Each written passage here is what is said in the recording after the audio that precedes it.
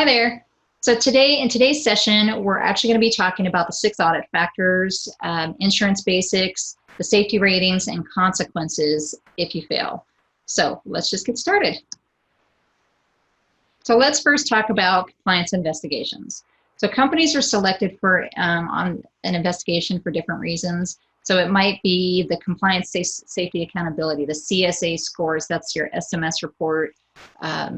That's how they decide to audit you in most cases. They don't just randomly pick you anymore. They actually look at your CSA scores typically at the beginning of every quarter, and they don't really like me telling all the little secrets here, but I'm gonna. So typically at the beginning of every quarter, they actually print out a list of all the companies that are over the thresholds, and then they go through that list and assign them to different investigators. So at the beginning of the quarter, and if you notice at the beginning of every quarter is when, that's whenever most companies are starting to do stuff. The government's the same way. At the beginning of the quarter, they're actually going to, print off that list, who needs to be audited, and then they're going to go through there. They're going to verify your CSA scores that are current at that time. Before they decide to come out, they're going to do a little bit of research, and then they're going to assign those to different investigators or special agents, what they call special agents. Depending on where you're at, depending on the state, depending on everything. If they're federal, if they're from the Federal Motor Carrier Safety Administration, typically they're called special agents. If they're from the state, sometimes they're called agents, sometimes they're called investigators. It just depends on what department they're coming from. But if you're getting a compliance review, whether it be a state audit or a state compliance review, or whether you're getting a federal compliance review, they're pretty much the same. They operate the same. They use typically the same software. They do pretty much everything the same way. They're trained the same. So just because you may be getting a state audit versus a federal audit doesn't mean a whole lot, because you kind of expect the same, with the exception of some states actually don't do as much. They don't look at as much as, say, a federal audit would, but depending on the state you're in, it just depends. I've seen some states where they really don't look at hardly anything, which is crazy to me. But then if it's a federal audit, they're going to look at everything that we're going to discuss.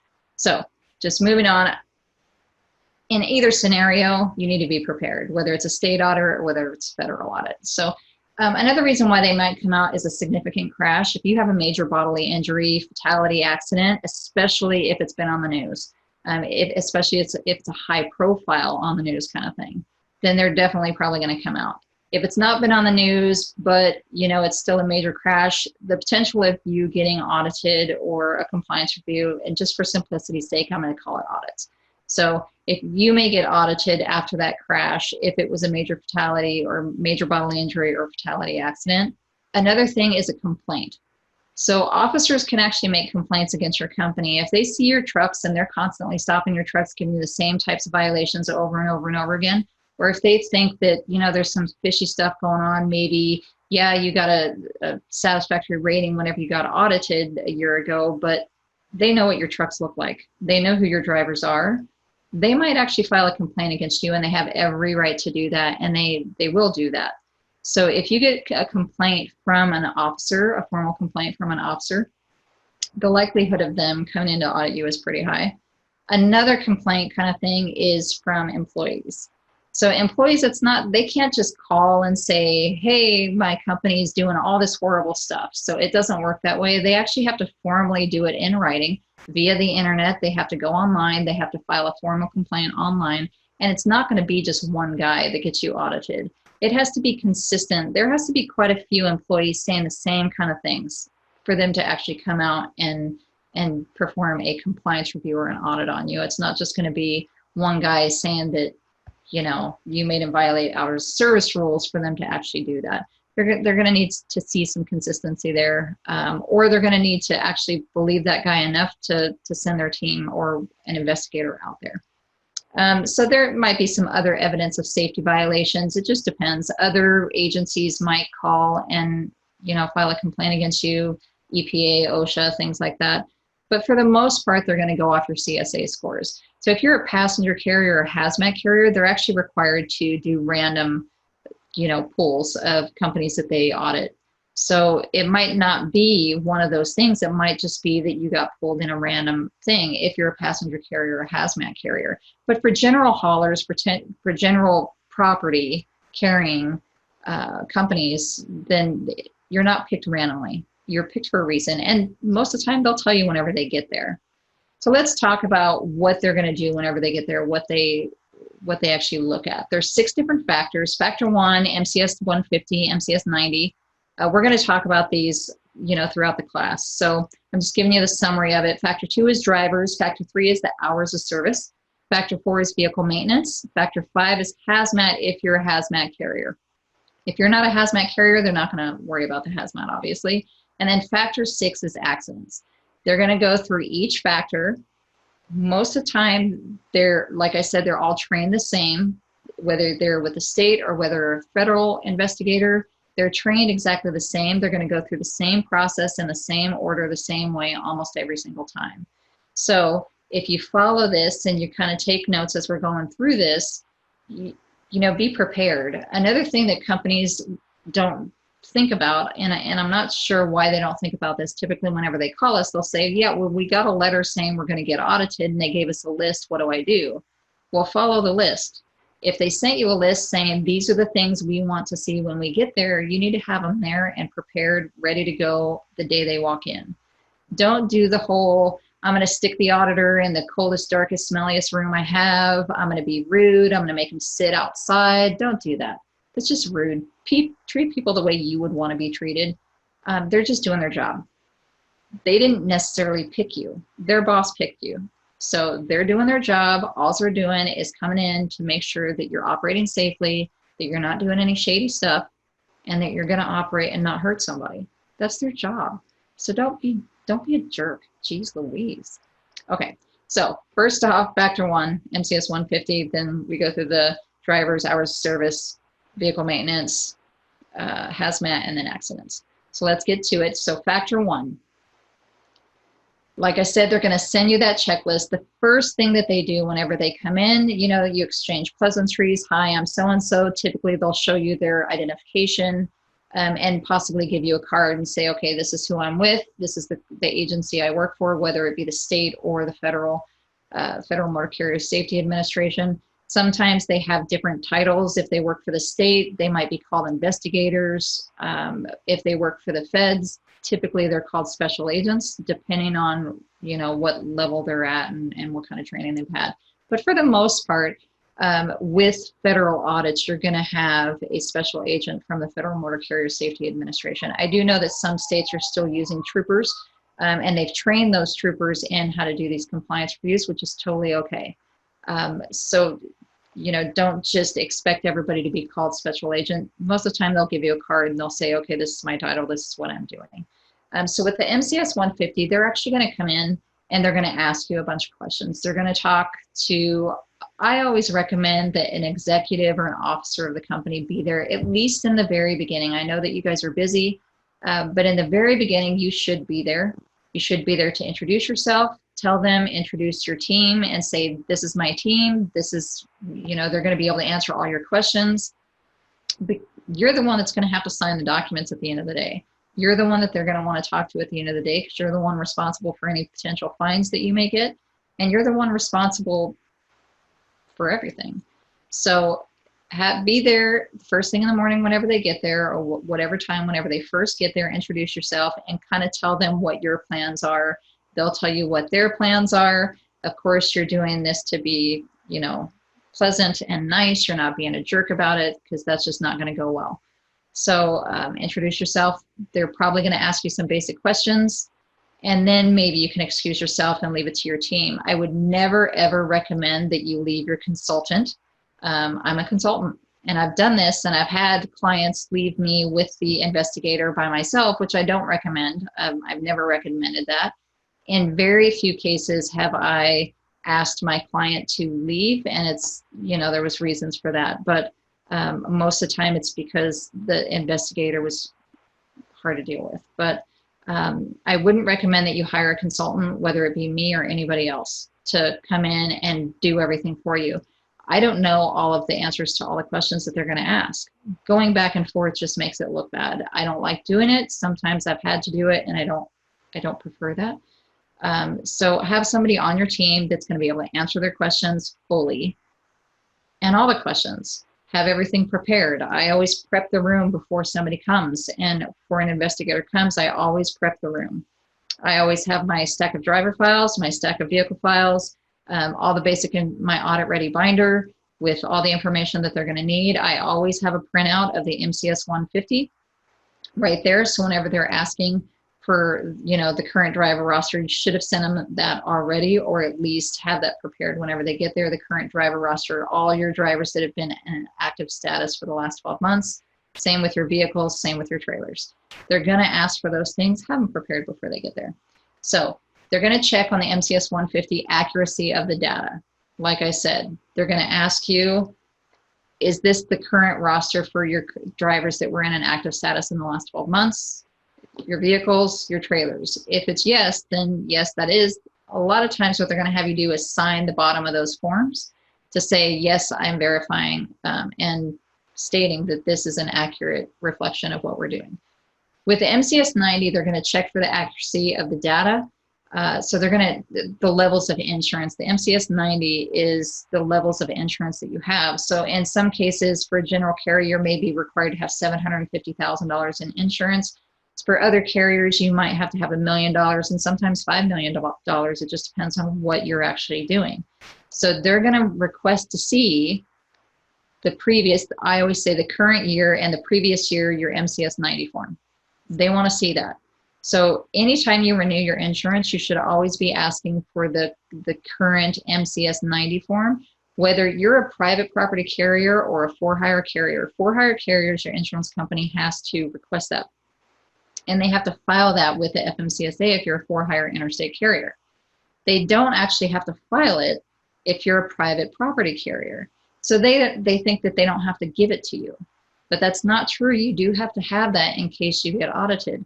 So anytime you renew, whether you're private property or you're a for-hire carrier, make sure that you get that MCS 90 form every single year. Have it on file every single year. Typically, you only have to have the current year and maybe the previous year. I would say always the current and the previous year at least. I would keep that. I keep everything for 3 years for the most part, with the exception of a few things. So as we go through different sessions, I'll kind of guide you on that. Once they're done with the initial insurance registration documents, then they're going to move on from there. Like I said, most investigators go through the same process, the same way, in the same order every single time. Very rarely do they deviate from that order because that's how they're trained. And honestly, I use the same software they use, so I know it goes in a certain order, and it's just easier to do it in the same manner. But let's talk about insurance for a minute, because I want to talk to you about your insurance broker. I've seen way too many times where a company will have an insurance broker and they're great for their homeowners insurance, maybe their auto, their personal liability, their personal insurance, but they don't know anything about transportation. I've seen way too many times that get them into trouble. So I'm just going to go down this list. I'm going to be brief. You're going to have a copy of this. So, once the class is done, you're going to have a bunch of downloads that you can actually download to go over this as well. So if your insurance broker does not know what an MCS 90 form is, if you call them at renewal and you say, hey, can I get a copy of that MCS 90 form is, and they say, what's an MCS 90? And they try to send you their certificate of liability, that's not the same thing. Your broker needs to understand transportation and how that is going to affect your insurance. I've seen too many brokers, assign the wrong kind of insurance, or maybe not understand the whole lease agreement thing and how that works related to insurance. And it gets them in a ton of trouble whenever there is litigation. And hopefully that never happens to you, but it happens. So make sure your insurance broker understands transportation. Make sure that your broker knows if your vehicles or equipment is leased. Like I said, there's issues whenever it's leased equipment or not. Make sure that they understand if it's leased, even if it's leased from your personal name to the company, make sure that they understand, for one, that the equipment is leased, because they need to tell the carrier, the insurance carrier, that is leased equipment. If they don't, that insurance carrier can then come back and say, we don't have to cover it because you didn't tell us that this was leased equipment. It doesn't make a whole lot of sense because you're leasing it from yourself, your private self, to your company. It's all owned by the same, but it does matter, especially if there is a major incident, major bodily injury, fatality, accident involved, because they can back out and say, well, we're not covering it because you did not tell us what we needed to know. So does your broker have access to multiple services, multiple carriers that they can get quotes from? That's how you're going to get the best rates. Every company gets the same rates, and this is what a lot of companies don't understand. And I get, believe me, I've been in this business for over 20 years, 25 years almost now, I think. But so over 20 years I've been in this business. In the very beginning, I had my own company, and insurance is crazy. It was crazy back then, but it's even crazier now. So getting the best rates is probably pretty high on your priority list, I imagine. The difference between brokers is not that they're getting different rates. So if you go and you go to the same carrier, so say you're going to, we're going to just say Progressive or Hallmark, right? You're with Hallmark right now, and you ask your broker, hey, I need to get cheaper rates. And the broker says, okay, I'm going to try to get you rates. I'm going to send this out for quotes. And they send it out to the carriers that they have access to. They might get 4 or 5 different quotes, not very likely in this day and age, but they might get 4 or 5 different quotes. And then you have another broker who walks in your door and says, hey, I'm going to get you cheaper rates. If he goes to those same 4 or 5 carriers, he's going to get the same exact rates. They get the same exact rates. The rates don't change. What is different, and it does make a difference in some cases, what's different about it is that the brokers may offer different services. So the brokers may say, you know what, here's the rates. They are what they are. The premiums are what they are. We can't do anything about that. But this is some extra services that we offer as a brokerage agency or as a brokerage house to our clients that maybe the other broker doesn't offer. So sometimes that does include consulting services. Sometimes it includes, MVR services. It just depends on the broker. They're getting their same rates, but it's how much they are taking off the top. So that's how they get paid. Brokers get paid a percentage of whatever the total premium is. So sometimes it's 10%. It just depends on the average is about 10%, I guess. So they get their percentage. Some brokers are actually willing to, the first year, take a cut on that percentage. So instead of maybe getting 10%, they're only going to take 6% this year because they can cover that in their overhead, and they can pass that discount on to you. That's how they compete with these other brokers.